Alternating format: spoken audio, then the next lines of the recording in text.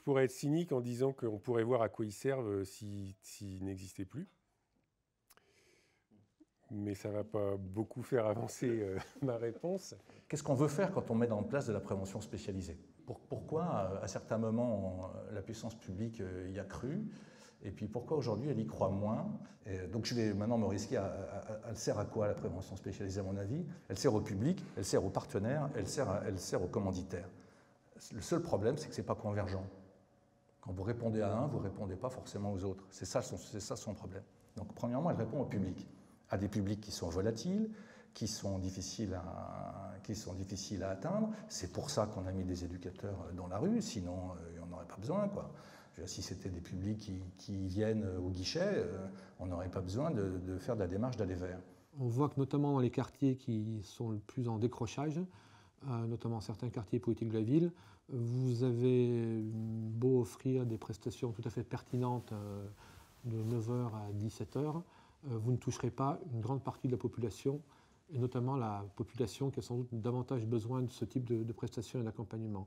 Et là où je vois un avantage de travailler aussi efficacement avec la prévention spécialisée, c'est qu'elle est en quelque sorte sur ces sujets précurseurs. Ce travail d'aller vers, c'est un travail qui est dans l'ADN de la prévention spécialisée. Elle va évidemment chercher les jeunes ou les moins jeunes dans les quartiers pour établir déjà un contact, ce qui est déjà souvent une étape importante. Et puis je l'ai pu constater moi-même en visitant un centre itinéraire à Lille, aussi aller les voir, mais aussi les faire venir dans la structure, ce qui suppose évidemment un travail préalable. Et ça vraiment, ce travail qui je crois est un des fondements de la démarche professionnelle de la prévention spécialisée, l'État désormais l'intègre aussi, compte tenu des difficultés qu'on rencontre à faire accéder certaines populations à telle ou telle prestation. Et on est aujourd'hui à un moment sociétal même, d'une rétractation d'une partie des publics, de rétractation de gens qui n'y croient plus, de jeunes notamment. Donc vous voyez, on parle aujourd'hui de divorce scolaire, on parle aujourd'hui de la perte de confiance dans les institutions républicaines. Donc on a des publics qu'il faut aller chercher, voilà. Et donc là, quelque part, vous avez été précurseur, et il faut aussi qu'on s'inspire de votre savoir-faire. Et ce travail commun, c'est un travail à la fois de fond, je trouve, et de méthode. Donc c'est vrai que la prévention spécialisée, c'est une logique de l'offre, contrairement à ce que croient les éducateurs qui croient qu'ils sont répondre à la demande. Non, ils ne répondent pas à la demande, ils sont dans une logique de l'offre.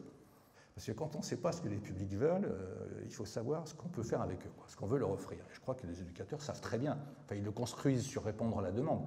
En fait, ce qu'ils font, c'est qu'ils construisent de l'offre relationnelle, de l'offre de projet. Donc ils sont sans arrêt, en train de recharger la relation avec des choses. C'est de la logique de l'offre. Donc ça, à quoi elle sert? Elle sert à ces gens-là, à mon avis. Elle doit servir à ces gens-là. Je crois qu'elle sait servir à ces gens-là. Deuxièmement, elle sert aux partenaires, enfin ce qu'on appelle les partenaires, donc les autres travailleurs, les autres intervenants sociaux. De ce point de vue-là, je trouve que la prévention spécialisée a pas mal progressé quand même. C'est-à-dire qu'elle a su faire sa révolution culturelle, arrêter de donner des leçons à tout le monde. Les partenaires font des retours quand même extrêmement positifs sur la prévention spécialisée. Pourquoi? Parce que ça leur permet d'atteindre des publics qui n'y arrivent pas. On parlait de la mission locale tout à l'heure avec son président qui est ici. On voit bien qu'avec les missions locales, comment ça joue entre la prévention spécialisée et les missions locales. Alors on travaille beaucoup avec Itinéraire puisqu'ils ont beaucoup de jeunes qui ne viennent pas en mission locale, qui ne connaissent pas la mission locale et qu'on n'arrive pas à capter par une institution classique. Ce n'est pas des jeunes qui spontanément vont aller franchir la porte de la mission locale. Donc pour nous, c'est vrai que c'est un bon partenariat dans le sens où c'est des jeunes qu'on ne pourrait pas capter par nous-mêmes.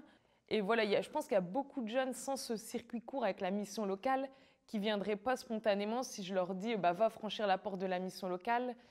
Ça colle pas avec leurs attentes. Et là, ils sont captifs par Itinéraire. Itinéraire les voit régulièrement. Il faut qu'on prenne le relais pendant ce temps d'accompagnement pour après, nous, on puisse les accompagner aussi avec nos dispositifs mission locale. La prévention a su prendre sa place dans les réseaux partenariaux de manière générale, et je dirais de manière vraiment très nettement majoritaire. Je dirais 90% des fois, ça marche. Alors par exemple les collèges, c'est très net. Voilà un partenariat qui s'est développé, ils y arrivent pour les raisons que je citais auparavant. Ils n'y arrivent plus avec leur public, les publics se rétractent, les familles ne viennent pas, il y a besoin de quelqu'un qui y va. On avait fait les ALS il y a quelques années ici, enfin, c'était exactement sur cette question-là. Et on voit bien sur quoi le partenariat se construit. Ça permet d'avoir une vision d'experts qui sont un petit peu à la confluence de toutes les structures, notamment des structures de droit commun, de l'éducation nationale, de la justice, des centres sociaux, et donc de réussir à un maillage qui nous permet de faire un lien entre ces structures, les familles, les jeunes. Et donc ça se place un petit peu à l'intersection de tous les partenaires avec lesquels on travaille. Et donc il s'adapte à la complexité de la situation, à la problématique qu'on a envie de traiter, et il se glisse un peu dans les interstices, dans les trous, dans les failles. Et bon, c'est en ça qu'ils sont indispensables à la fluidité du travail qu'on va être amené à effectuer. On s'est habitué à travailler avec eux.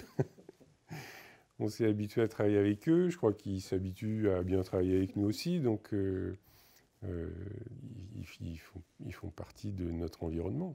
Donc il y a une complémentarité entre les éducateurs dits de rue et les autres institutions. La prévention spécialisée, quand elle est là, elle est un élément, elle est un point d'appui.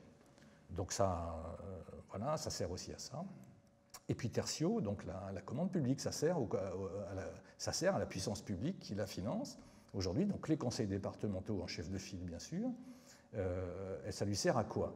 Théoriquement, la prévention spécialisée, ça sert à être présent dans les zones blanches, quoi. Ça sert à être présent là où les autres travailleurs sociaux ne vont pas, ou vont mal, ou sont mal acceptés du territoire. Ça sert à ça, théoriquement. Ça sert théoriquement aussi à faire remonter des besoins, et je pense aux questions de radicalisation aussi, où je me rappelle les éducateurs, c'est pas dans le Nord que j'ai mes exemples, c'était sur Lyon, donc c'était années 90, 95, 96, quelque chose comme ça. Et je me souviens, les éducateurs, je ne veux pas dire leur nom, mais leur association s'appelle la SLEA, ils existent encore. Je me souviens ces éducateurs qui venaient témoigner de jeunes qui allaient faire des stages, je ne sais pas où, enfin dans les pays du Moyen-Orient. On ne les croyait pas, moi le premier. On disait, les éducateurs, ils se font enfumer par les jeunes, ils sont quand même carrément naïfs, c'est pas possible. Non, je me rappelle très bien, enfin, c'était un discours absolument, on ne les croyait pas. Et je me dis, voilà, faire remonter des besoins, c'est ça. La prévention de la radicalisation et la lutte contre le communautarisme, je voulais signaler vraiment l'implication extrêmement intéressante et innovante, parce que je crois que nous sommes le seul département à le faire, même si d'autres sont en train de nous rejoindre, d'itinéraire, s'agissant de la commission de prévention de la radicalisation et de l'appui aux familles, la CEPRAF, où Itinéraire a mis en place des équipes mobiles. Ces équipes mobiles vont voir les jeunes les plus en difficulté, des jeunes dont on pense qu'ils sont sortis d'une approche strictement policière, mais qui sont confrontés à de telles difficultés qu'ils ont besoin encore de moments d'accompagnement. On voit bien que ces jeunes, pour la plupart d'entre eux, il y a des cas plus difficiles, mais acceptent le dialogue grâce au savoir-faire et au professionnalisme des travailleurs sociaux d'Itinéraire. Encore une fois, dont je voulais souligner les grandes qualités humaines et techniques. Eh bien, ces jeunes, grâce à cet accompagnement, eh bien, finalement, au bout de quelques temps, ça varie évidemment selon les personnalités, selon le milieu familial, selon les parcours individuels. Mais là, au bout de quelques mois, pour certains quelques années, eh bien, finalement, sortent nos dispositifs d'appui, nos dispositifs de suivi de la radicalisation. Et c'est pour nous une très grande satisfaction, parce que là, vraiment, ce travail collectif porte ses fruits. Pour que la prévention spécialisée continue à intéresser, c'est qu'il faut qu'elle soit en capacité de faire ça. Parce que si elle n'est pas en capacité d'aller chercher les jeunes sur les terrains, si elle n'est plus capable de s'inscrire dans des réseaux, si elle n'est pas capable de faire remonter des besoins, etc., à mon avis, elle perd très très nettement de sa saveur, de son intérêt. Je ne veux pas dire de sa valeur ajoutée, le mot n'est pas beau, mais c'est ça. Et donc, on voit que théoriquement, elle est faite pour ça, la prévention spécialisée. Et en gros, c'est là que les commandes étaient faites. Ce qui s'est passé du côté des conseils départementaux, quand on regarde, là aussi, je ne parle pas de celui du Nord que je ne connais pas, mais des conseils départementaux de manière générale, qu'est-ce qui s'est passé sur les 10 dernières années? Ils ont grossi. Il faut percevoir cette évolution-là. Ils se sont mis à gérer l'APA, à gérer tout un tas de mesures. Donc ils ont changé. Ils se sont évidemment bureaucratisés, etc. Et ils ont du mal donc, à bien piloter une forme d'action qui est quand même, vous le disiez en introduction, assez réduite en nombre de divisions. Jusqu'à il y a 4-5 ans, en gros, sur France entière, il y avait à peu près 5000 postes de prévention spécialisée. Donc 5000 postes, c'est rien. C'est absolument rien numériquement. Ce qui veut dire que l'importance de la prévention spécialisée, d'une certaine manière, ce n'est pas une importance numérique, ce n'est pas une importance quantitative, c'est une importance qualitative, et j'oserais le mot, c'est une importance politique. Moi, je crois qu'il y a un pilotage, il y a une importance politique de la prévention spécialisée. La prévention spécialisée, ça sert à faire de la politique, et pas forcément de la politique que politicienne, mais de la politique au sens d'intervenir sur la chose publique. Et ça, les conseils départementaux aujourd'hui, notamment l'administration d'un conseil départemental, elle n'est pas directeur d'action sociale ou enfance-famille. Si vous voulez, c'est un peu compliqué, quoi. C'est un peu compliqué pour eux de prendre cette question. Enfin, on voit bien que c'est pas un objet qu'ils se sont appropriés. Ils sont pas, vous voyez, ils sautent pas de joie en disant chic, on a des éducateurs de prévention. Encore que certains départements, la crise, vous êtes au cœur de la crise. Il y a des départements qui ont d'une certaine manière 4-5 ans, donc, qui ont pris le coup de massue. Et le cocotier s'est fait secouer, tout ce qui ne tenait pas est tombé, il y a eu des morts au champ d'honneur.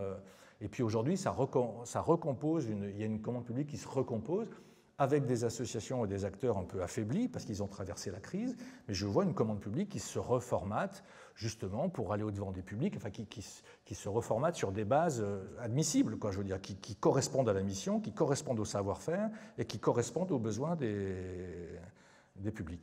Moi, je pense que la prévention spécialisée, c'est une politique sociale locale qui est ancrée dans le local, qui doit y rester. Je crois que c'est là son lieu d'intelligibilité et c'est là son lieu de négociation avec les heurts et malheurs du local. Mais je pense que c'est là que je vois, moi, son lieu de pertinence, quoi. Donc voilà, j'arrête là. Merci.